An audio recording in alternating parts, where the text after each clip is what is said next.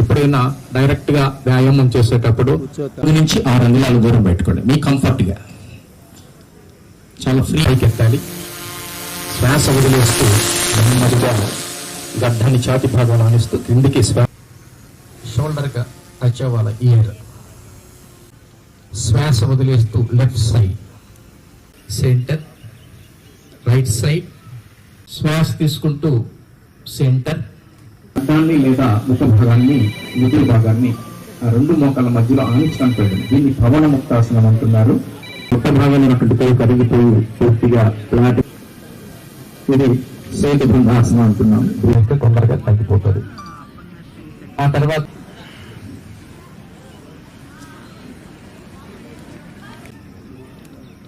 కుడివైపు తిరగండి.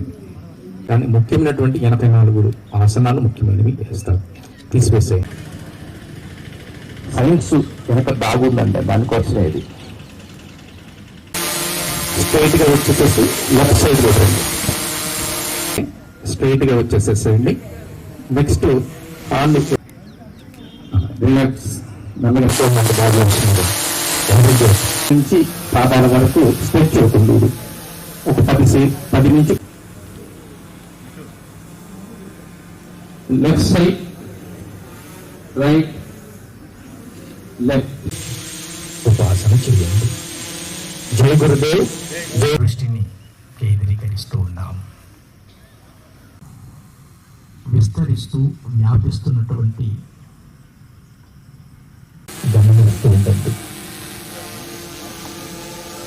3 సార్లు అయినా చేయండి.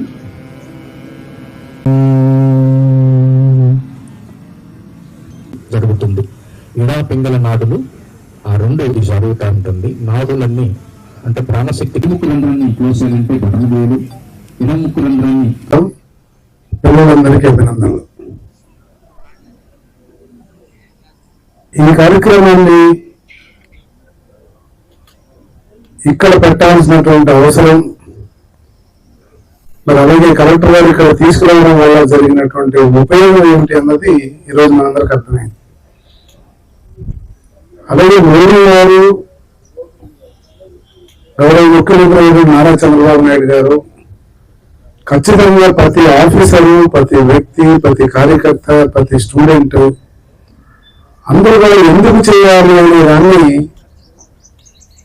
చాలా చక్కగా మనందరినీ కూడా మనకి బలవంతంగా చేయిస్తున్నారని మనం అనుకుంటున్నాము, కానీ మనకు ఒక అలవాటు చేయడం కోసం మన ముఖ్యమంత్రి గారు దీన్ని ఖచ్చితంగా చేయాల్సినటువంటి అవసరం ఉందని చెప్పారు.